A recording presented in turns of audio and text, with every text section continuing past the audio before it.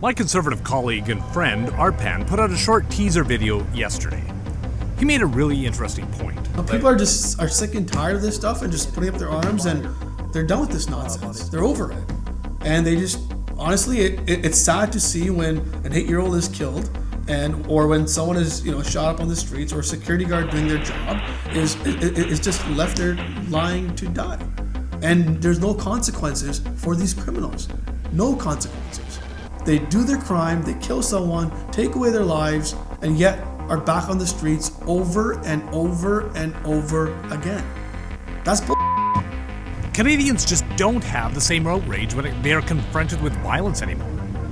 People are numb, it seems, to violence. Violent crime is rampant across this country. Like, think about it. I show a clip talking about people out on bail committing murder, and nobody seems to care.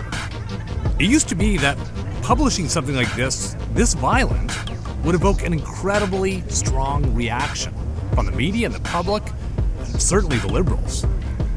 How about some of the shocking facts that fully 1/3 of the murders that are committed in this country are committed by someone who's on some form of release, like bail or some other release?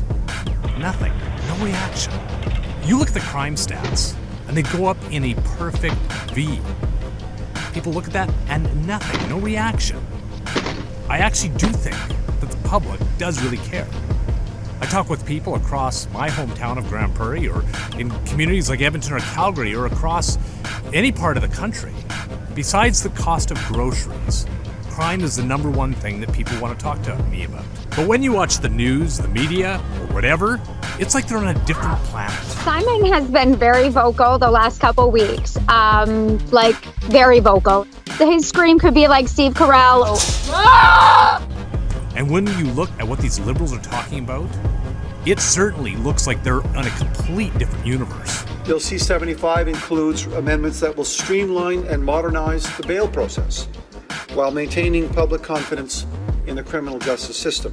All we get from these Liberals are jokes that this is not the Wild West. Mr. Fraser, I'm from the Wild West, and I can tell you, the Wild West doesn't use submachine guns.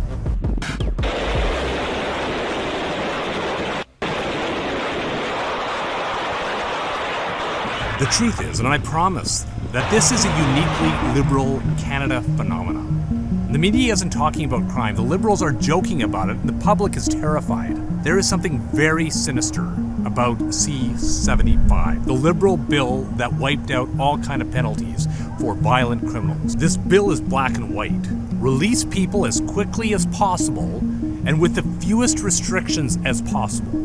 This kind of bail reform by the Liberals brought to Canada the worst crime rates in decades. The consequences of this crime wave have impacted everybody.